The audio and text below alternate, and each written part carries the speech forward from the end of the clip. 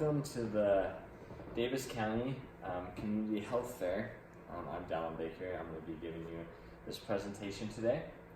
We're going to be talking about how to stay healthy in Davis County. The main points we're going to be going over are amusement parks, outdoor safety, local hospitals, and top health concerns that Davis County has for its citizens. First off, we'll go over amusement parks because here in Davis County we have Lagoon, which is the only amusement park around here in Utah. And amusement parks have the potential to be an unhealthy place or an unsafe place. So some things that we can do to minimize that is be safe, stay hydrated, follow the rules at amusement parks, and have an escape plan for your family. Having little kids, if a crowd gets panicked, it's easy to lose your children. And kids have been trampled at amusement parks before as well. Watch for signs of concussion in your family members and your children. Some signs of concussion are sudden onset of headache, blurred vision, or nausea and vomiting. Be clean at amusement parks. Wash your hands often. Bring your own hand sanitizer. It's really important. Also, it's hard to do, but eat healthy. Maintain a healthy diet even when at the amusement park. You can bring your own healthy snacks for your children, and just promote that healthy living for everyone. Outdoors are very accessible here in Davis County. That's why we need to be safe when we go outside. Hiking and camping are very popular recreational activities. And to be safe while in the outdoors, we need to be able to recognize signs and follow them and stay on designated trails. Here in Kaysville, there's trails that go up towards and behind a shooting range. But before you get to those trails, there's clearly marked signs that say don't enter. And so if we look at those signs, then we can stay safe. Another thing is bring lots of food and water, and have a water filtration system if you're camping. Check camping policies in the area, see if fires are allowed or if they're not, and also be aware and be mindful of animals in the area. Here's a picture of Antelope Island. It's here in Davis County, and there's a lot of bison and other animals out there, which can be dangerous. If you're hiking in the forest, it's wise to bring bear spray with you and know how to use that bear spray.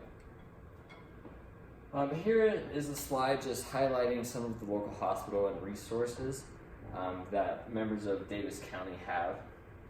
I've listed Intermountain Hospital and Pediatrics. Davis Hospital Medical Center has a pediatrics unit called We Care. The U of U has a location in Farmington, which they can use the resources of the U here in our county. There are welfare offices, and some specialists are Kidney and Hypertension of Utah, the Neuroscience Rehabilitation Specialist, and Davis Cancer Center, and also Davis Behavioral Health for the mentally ill. So the main health disparities that have been outlined by Davis County are suicide, obesity, and air quality. So I'm going to go through each of those very shortly and highlight some of the key issues that Davis County is focusing on. So suicide, currently suicide is the 9th cause of death in the county, with about 14 in every 100,000 people dying from suicide. And this chart over here shows suicides by age group, and that middle age, 35 to 44, is the highest. Now, high suicide rates in a region is, a sign of poor mental health in the area. And so that's something that we can do as a community, is make sure that there are resources for people experiencing suicidal ideation to get help. And to do that, we need to spread awareness, provide education, and again, be advocates for the mentally ill in our community. Obesity in Davis County is one of the leading disparities and one of the highest causes of death. Right here it says heart disease is the leading cause of death in the county, and that is often preceded by obesity.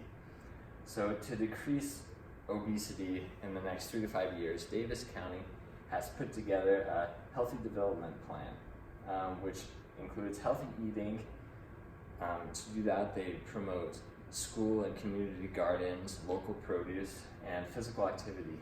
They put together walk/bike programs where they encourage people to walk to work, bike to work, and to use recreational trails like we talked about earlier.